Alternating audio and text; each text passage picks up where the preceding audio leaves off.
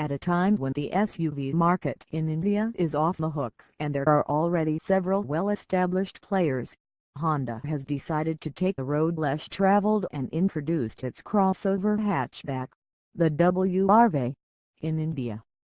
The WRV promises the feel of an SUV with the practicality of a hatch.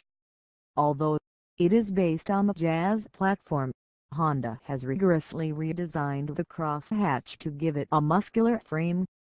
Launched at a starting price of Rs 7.75 lakh ex-showroom Delhi, what alters the WRV has in store. We find out. Exteriors. The WRV distinguishes itself from the Jazz most extensively in the front profile. The bonnet is given curves on the side. LED DRLs and smart headlamps are standard on all variants. In between the headlamps is a slick chrome bar, which gives the car a chunky look.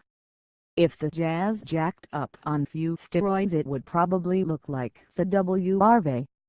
At 188 mm, the WRV has 23 mm more ground clearance than the Jazz. The tires are bulgier, but despite all of that, the similarity in the side profile of both the cars is uncanny. The rear tube has more panache with a new silver bumper and quirky tail light. Interiors. The WRV reviewed by TOI Auto is the diesel VX and the 1.5-liter version, which is priced at Rs 9.99 lakh. This top-end variant comes with push-start buttons, smart key, cruise control and a single-touch sunroof. Honda 7-inch infotainment system termed as DIGIP80, which Honda introduced with the Honda City 2017, has made a comeback.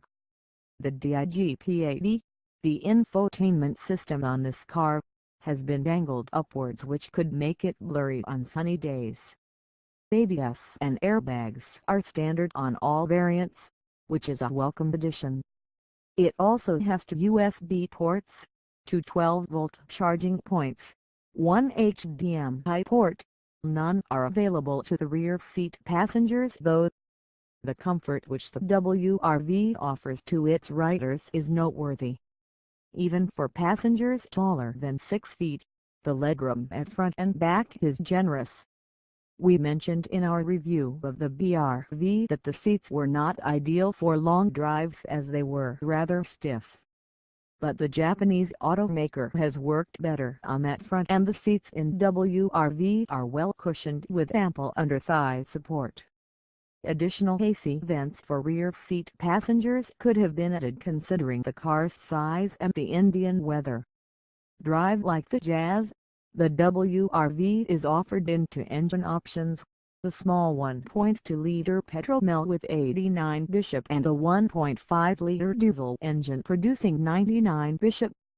There are no plans of an automatic yet. In both the cases, driving around in city traffic is easy. With its nimble steering and soft clutch, crisscrossing through heavy traffic is quite a bit of fun.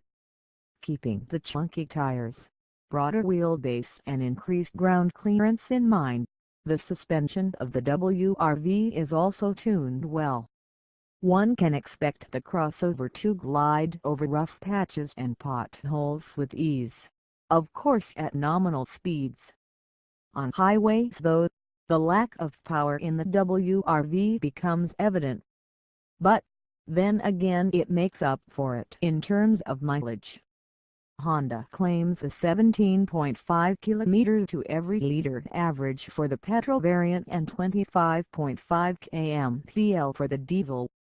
While mileage is indeed a highlight for the diesel, the engine noise seeping into the cabin is jarringly evident. Better insulation, or sheer refinement, would have helped the diesel variant's case. Verdict: WRV not being categorized either as an SUV or hatchback has its merits and demerits. If you're out looking for a premium hatchback, you should give this crossover a try. It offers space, size and safety in good measures. But for consumers looking for the thrill of a drive with a bigger road presence, the WRV is likely to fall slightly short of the mark.